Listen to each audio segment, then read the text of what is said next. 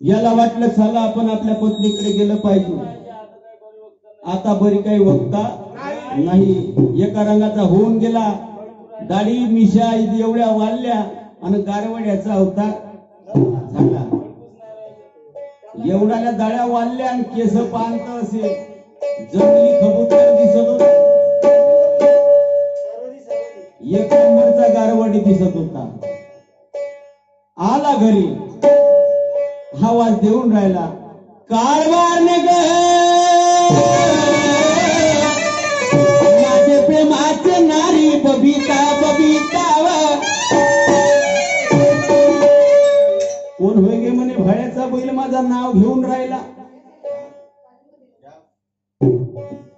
बाई घरामधून दारामध्ये आली आणि पाहिजे तर हा एक नंबरचा भूतखाना.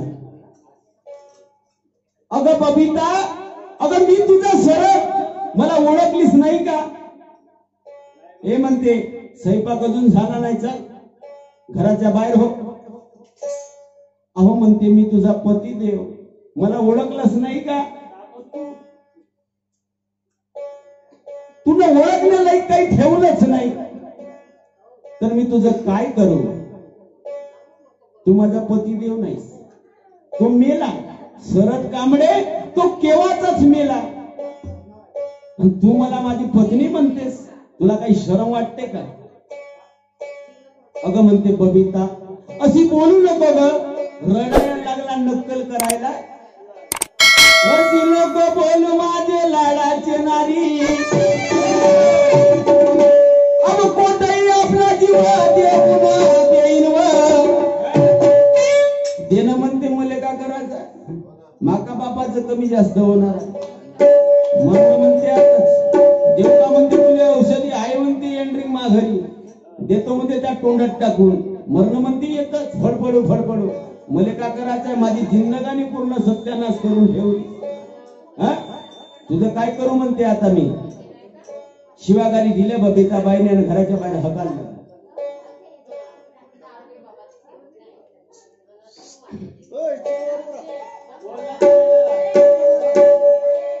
आणि हा काय म्हणते, सारे शिकवे गिरे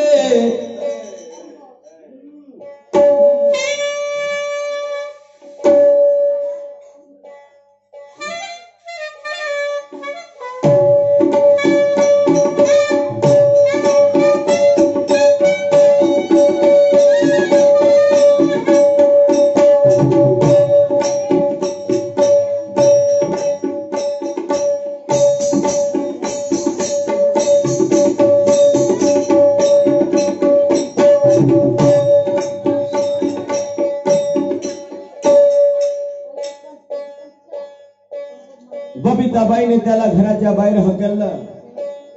हा पाणठेल्यावरती गेला हो, आणि पाणठेल्यावरती राहतेच बसून काही लोक पत्ते खेळत तर काही चर्चा गोष्टी करत हा सरत गेला आणि आपली सर्वस्व हकीकत त्या पाणठेल्यावाल्याला सांगितलं. पाणठेल्यावाला तर दीडच शाईना होता. आता बबिताबाईच्या अंगावर दागदागिने पाहिले याले वाटलं नाही. बाईने 5 वर्ष झाले दागदागिने करून टाकले. भरपूर कमाई केली बाईने. पाणठेल्यावरती गेला आणि विचारू लागला, काका म्हणे 5 वर्ष झाली माझी पत्नी मला सोडून आपल्या आईवडिलाच्या घरी आली. बाई कशी काय राहते म्हणे. तो पाणठेल्यावाला केवढा हुशार, कारण ती बाई त्याला आवडली होती हो, पण तिच्या आई वडिलांनी त्याला काही दिलीच नाही. तो राग होता त्याच्या पोटामध्ये धसून. तो काही कमी सांगते का याने, अगं कागा म्हणते तुझी बाई एक नंबरची आहे म्हणते, म्हणून ते एवढे दागदागिने केले म्हणते. तुला समजत नाही का म्हणते लमच्या डोक्याला. हातात झाले भाऊ असं वाईट वाटलं. कलमचा पाणठेल्यावाला भलतच सांगत आहे, नाही काही नाही काही दाल में कुछ काला है असं त्याच्या मनामध्ये वाटलं. म्हणून त्याला खूप विचार पडला. पुन्हा बबिताबाईकडे गेला, गया वया करू लागला, पण बबिताबाईने जवळ येऊ दिलं नाही. एक लात मारली घराच्या बाहेर काढला. इज्जतदाराला बापा शब्दाचा मार, नंग्यासाठी आहे नंगी तलवार, समजदाराला मोठा विचार. समजदाराला मोठा विचारच आहे, पण या नंग्या माणसाने किती शिवा दिल्या, काही केलं, पण याला काही हरकत पडत नाही. बबिताबाईच्या पाया लागू लागला म्हणे, बबिता माझं चुकलं, मला क्षमा कर, मी आता सुधारायला तयार आहे. तू म्हणशील तर बाबाच्या मार्गामध्ये जातो. हो मी मार्गही स्वीकारायला तयार आहे, पण मला जवळ घे. बबिताबाईला वाटलं एकतर माझा याने संसार उद्ध्वस्त केला आणि मी याला जवळ घेऊन काय करू. बबिताबाईला मोठा विचार पडला, परमेश्वरा याला मी सोडलं होतं, पुन्हा हा माझ्या दारामध्ये येऊन सण्याने हा गया वया करू लागला. आता मी काय करू काय नाही तिला काहीच सुचत नव्हतं.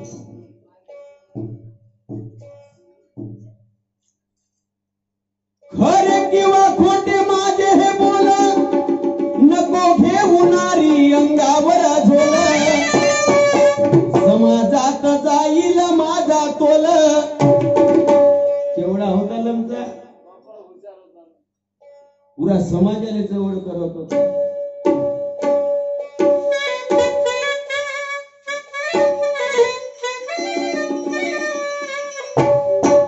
मुझे पीने का शौक नहीं, पीता हूँ गम भुलाने को. मुझे पीने का शौक नहीं, पीता हूँ गम भुलाने को.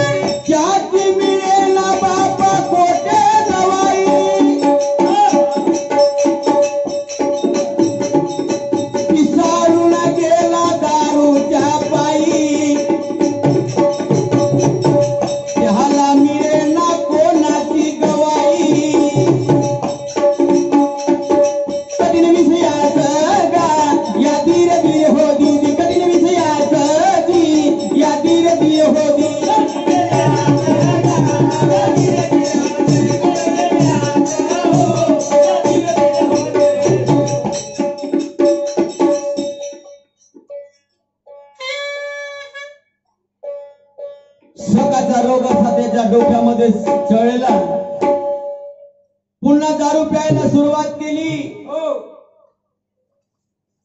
पण आंघोळ नव्हता करत. एक नंबरचा खरकटा होता.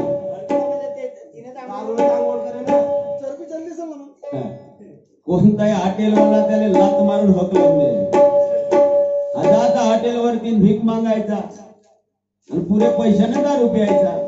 कोणाचे बिलेटा घासायचा आणि दिलेल्या पैशामध्ये दारू प्यायचा. असं याचं काम होतं.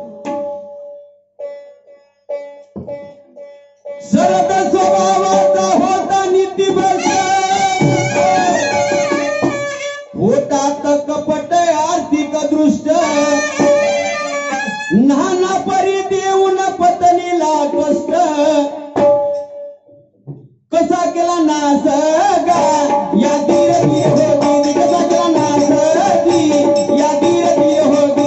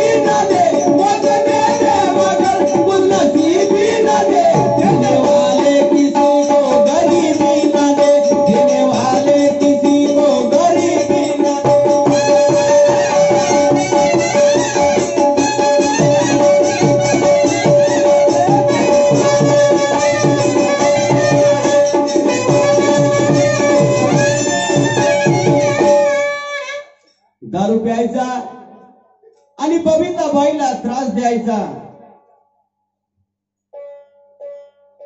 असं याचा रोजच्या रोज नाटक चालू होतं. बबिताबाईने बोलणं बंद करून टाकलं. त्या बबिताबाईचे आई वडील रोज शिवा द्यायचे, तरी पण हा अलकटाले काही शरम नाही. बबिताबाईने शिवागाडी देऊन सरांनी कितीतरी वेळा हाकालून दिलं, तरी पण या मूर्खाला अक्कल नाही. त्याने विचार केला होता, कारण माणसाची मती बिघडली, सगळ्याला औषध आहे, पण सकाळच्या बिमारीला औषध नाही. असं टेन्शन चढलं त्याच्या डोक्यामध्ये. तर त्याने मनामध्ये विचार केला, कसं तरी आपण पटवण्याचं काम करायचं आणि त्याच्यानंतर बबिताबाईचा काटा काढायचा, असा त्याने निश्चय केला होता. म्हणून सण्याने बबिताबाईकडे जायचा, गयावया करू लागायचा. अगं बबिता, माझं चुकलं ग, आजपासून मी दारू पिणार नाही आणि तुला कवडीचा त्रास देणार नाही. माझा ऐक, मी सुधारायला तयार आहे, मी बाबाच्या मार्गामध्ये यायला तयार आहे, पण मला माफ कर. पाया लागू लागला, रडू लागला. बबिताबाईच्या आई वडिलाच्या पाया लागला, रडू लागला. गावातल्या लोकांना समजावू लागला आणि म्हणजे काकाजी, मामाजी, माझा संसार बसवून द्या, माझा बिघडलेला संसार माझा पुन्हा बसवून द्या. हात पाया जोडू लागला. आता गावातल्या लोकांना दया आली, चला म्हणे हा सुधरायला तयार आहे, याला एकतरी चान्स दिला पाहिजे, नाही का? बबिताबाईला विचारलं. बबिताबाईच्या आई वडिलांनी का ग म्हणते, बबिता हा गयावया करू लागला, तुझं मत काय आहे? बबिताबाईने नकार दिला. माझं पहिलं त्याने आयुष्य बर्बाद करून टाकलं आणि याला पुन्हा मी याला साथ देऊ शकत नाही. पण पहा, गावातल्या बायांनी, गावातल्या लोकांनी, सेवकांनी समजावलं. अगं म्हणते बाई, बाबाच्या मार्गामध्ये यायला तयार आहे, सुधरायला तयार आहे, एक चान्स तो देऊन पाय, 8-10 दिवस तर राहून पाय, तर तुला समजल. कृपा होईल बाबाची तर सुधरून जाईल. नाही का अखंड बेवडे सुधारले भाऊ या मार्गामध्ये. पण ज्या माणसामध्ये माणुसकी होती ते सुधारले. बिना माणुसकीचे माणसं वाया गेले. मार्गातही असून दारू पिऊन राहिले. आता हा रडू रडू बेहाल झाले याचे. दया आली आई वडिलाला का म्हणते बबिता ऐकून घे पोरी. अगं तुझा संसार पुन्हा बसायला तयार आहे आणि तू का बरं नाही म्हणते. झालं असेल तुझ्या जिंदगामनीमध्ये कमी जास्त झालं असेल तर जाऊ दे. पण तुझा नवरा तुझ्या पाया लागून राहिला गयावया करू लागला. त्यावेळेस बबिताबाईला वाटलं चला म्हणे माझ्या आई वडिलांनी मला होकार दिला म्हणून आई वडिलाच्या शब्दावरती बबिताबाई तयार झाली. पहा आणि समोर काय घडलं. बबिताबाई तयार झाली आणि पुन्हा यांच्या संसाराला सुरुवात झाली. बांधवांनो त्या ठिकाणी पोलीस पाटील सरपंच अमुक ढमुक सगळी मीटिंग झाली. त्या ठिकाणी बाईने विचार केला होता की पुन्हा माझा संसार पुन्हा अजून खराब झाला तर मी कुठं जाईल. म्हणून सन्यानी त्या बाईने विचार केला आणि एका स्टॅम्प पेपर वरती लिहून घेतलं. काय लिहून घेतलं. कोरे कागज पे लिखवा दे नीचे दस्तखत करवा दे अंगूठा लगवा दे अंगूठा लगवा दे. या स्टॅम्प पेपर वरती लिहून दे कमी दारू पिणार नाही आणि मला कवडीचा त्रास देणार नाही आणि बाबाच्या मार्गामध्ये सुरळीत बाबाचा मार्ग करीन असे म्हणून स्टॅम्प पेपर वरती लिहून दे तर मी तुझ्या सोबत संसार साधायला तयार आहे. अन्यथा यू कॅन गो. इथून सनेने उठून जा. सुट्टी कारण बाई शिकली जास्त. कोरे कागज पे लिखवा दे नीचे दस्तखत करवा दे अंगूठा लगवा दे अंगूठा लगवा दे. मैंने प्यार किया ये दिल तुझे दिया मैंने प्यार किया ये दिल तुझे दिया.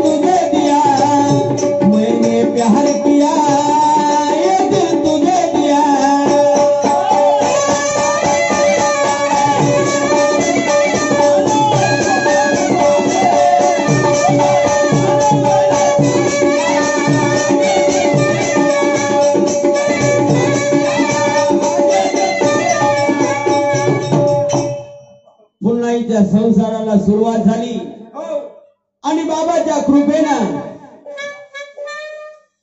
ज्याला काम धंदा लागला दारूचं व्यसन बंद झालं.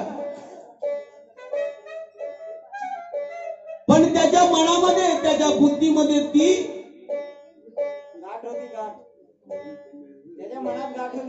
गाठ होती त्याच्या पोटामध्ये की बाईला संपवल्याशिवाय राहणार नाही ही जिद्द होती त्याच्या मनामध्ये. पहा तरी बाई त्याची करे सेवा म्हणे माझा पती लग्नाचा ठेवा पाहून करणी माझी वाटेल हेवा सांगे लोकाला या धीर धीर होती सांगे लोकाला या धीर धीर होती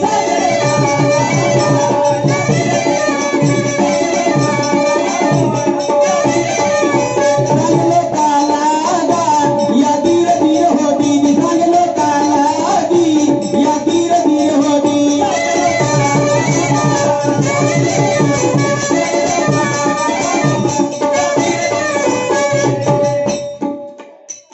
बबिताबाईला खूप वाटलं. 2 महिने झाले मस्त बाबाचे कार्य करू लागला, कामाधंद्याला जाऊ लागला. असं करता करता बबिताबाईची जिंदगानी वर आली. म्हणजे पैसे पाण्याला. आता दिवाळीचा सण आला. दिवाळीच्या सणाला बोनस भेटलाय हो जी. आता बायकोले कसं तरी खुश करायचं होतं हो माऊली. याने स्वतःले कपडे नाही घेतले, पोराले चांगले कपडे घेतले. बायकोले 5,000ची साडी घेतली. काय म्हणते बबिता, तुझ्यासाठी साडी आणली. साडी पायता बरोबरच बबिताबाई खुश झाली. नाही म्हणे माझा पती देवामध्ये फरक पडला, बाबाची कृपा झाली. आता दिवाळीचा सण होता आणि बाईने मस्त साडी घातली, मुलाला चांगले कपडे घालून दिले आणि चला आता भावाला ओवाळाचं म्हणून सण्यानी बाई भावाच्या दारामध्ये गेली. लावतो कोर कपाडी मी चंदनाची. दिवाळी सारखा सण आणि यानं चांगले पेढे गिडे सगळंच काही आणलं, केळं नारळ फारळ सगळं. बबिताबाईला वाटलं आता खूप दिवसानंतर माझा संसार दुरुस्त झाला. चला म्हणते आपल्या भावाला काहीतरी कपडे घेतले पाहिजे. बबिताबाईपेक्षा लहान होता म्हणून त्यालाही कपडे घेतले. लावतो कपाडी कोरमी चंदनाची, आठवण ठेव जो दिवाळीच्या सणाची. लावतो कोर कपाडी मी चंदनाची, आठवण ठेव जो दिवाळीच्या सणाची.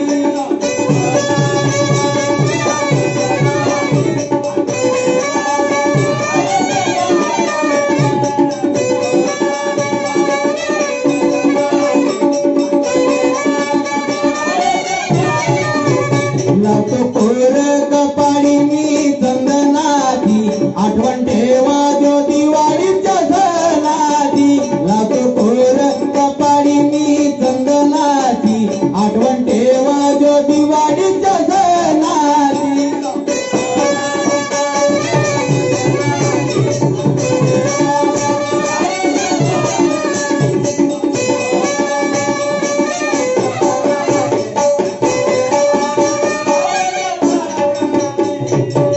मोठ्या हसी खुशीने भावाच्या घरी गेली आणि दिवाळीचा सण आनंदाने पार पडला. पहा आणि पंचमी आली आणि पंचमीच्या दिवसावर याची नियत दारू मध्ये गेली. दारू पेली आणि आला कारभार माझे लाडाचे नारी बबिता ग. म्हणते का हो कशाला आवाज दिला. म्हणते बबिता अगं मला भूक लागली. कारभारी म्हणते बाबाची प्रार्थना करा नंतर जेवायला वाढतो. याचं डोकं सटकलं कारण याला रागच होता. अगं म्हणते बाबाची प्रार्थना होत बसन पण माझ्या पोटामध्ये आग पडली. दिवसभर मी काम केलं. तू पहिले जेवायला आण नंतर पाहून प्रार्थना करायची आहे का काय करायची आहे का. हो म्हणते कारभारी तुम्ही काय म्हणल्या होत्या आणि आज तुमचे विचार बदलले. बबिताबाईला मोठा विचार पडला पुन्हा. आता काय होतेल काही नाही. म्हणते अजून स्वयंपाक व्हायचा आहे. स्वयंपाक झाला होता पण बबिताबाईने सांगितलं की स्वयंपाक व्हायचा आहे. हात पाय धुवा बाबाची झोत लावा, प्रार्थना करून नंतर तुम्हाला जेवायला घालते. गाव म्हणते तुले नवऱ्याची कदर नाही, बोलायला लागला, बरा वाढला. आता नशेच्या भरमामध्ये ह्या शिव्यागारी करू लागला. बबिताबाईला वाटलं परमेश्वरा अचानक काय घडलं. तोंडाची वाज घेऊन पाहते तर हा हा हा पुरा सॅनिटायझर मारला होता. बबिताबाईला रागच होता. का हो म्हणते माकड्या तोंडाच्या, तू सांगत होतास ना, स्टॅम्प पेपर वरती लिहून दिलास ना का मी दारू पिणार नाही आणि अजिबात त्रास देणार नाही. हे म्हणते भूताळणे, मला फालतू सांगू नको, तुला काय काय केलीस हे मला माहित नाही का म्हणते. आता बबिताबाईला मोठा विचार पडला, मी काय केलं बाबा, आणि असा बोलून राहिला. म्हणून दोघांचे भांडण झालं. दोघांचंही भांडण झालं. रात्रीचे 9 वाजले होते. असं करता करता रात्रीचे 11 वाजले. यांचं भांडण चालूच होतं. याने मारायला सुरुवात केली, झिलपीनं मारलं, म्हशीसारखं मारलं त्या बाईला. त्या बाईला सहन झालं नाही. परमेश्वरा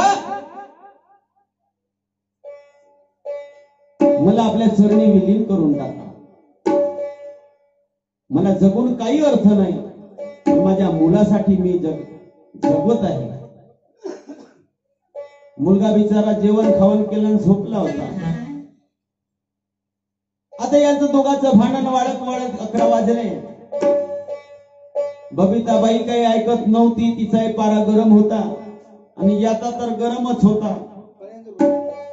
म्हणून यानं काय केलं,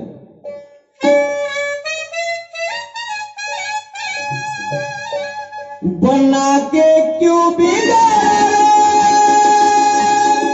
बिगाड़ा रे नसीबा, ऊपर वाले ऊपर वाले ऊपर वाले ऊपर वाले.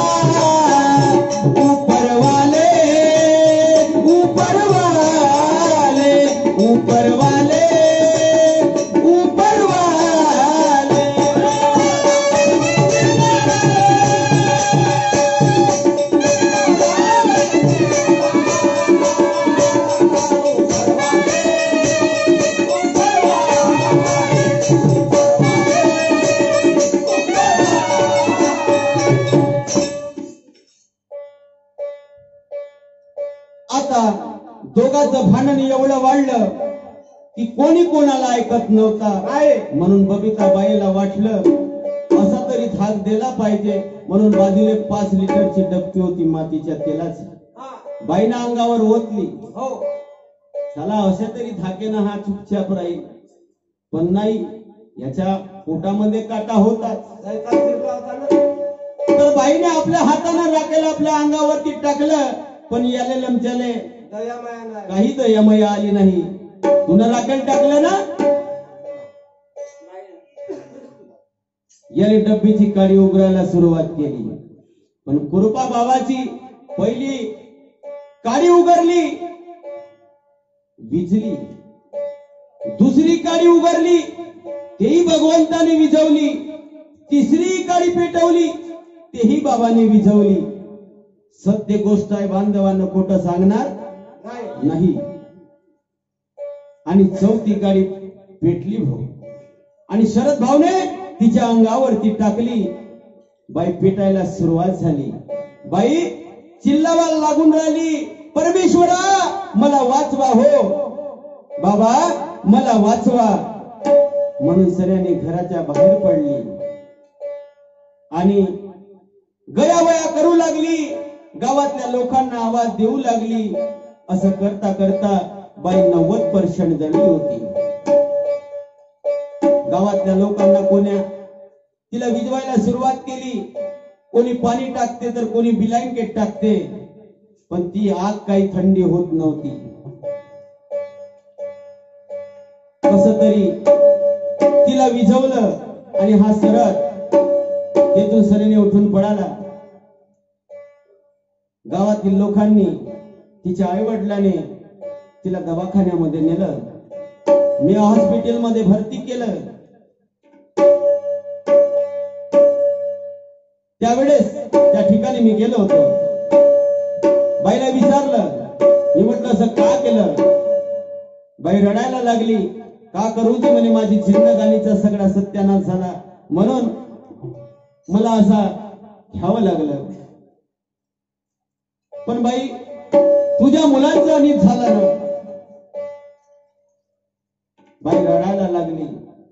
का करू जी म्हणे, मी काय विचार केला होता आणि काय माझी जिंदगानी खराब झाली. म्हणून बाई रडू लागली आणि रात्रभर लायली आणि दुसऱ्या दिवशी बाई स्वर्गवासी झाली. अशा प्रकारे या कहाणीचा इथं अंतिम झाला. म्हणून शाहीर मारुती गायन करी हो,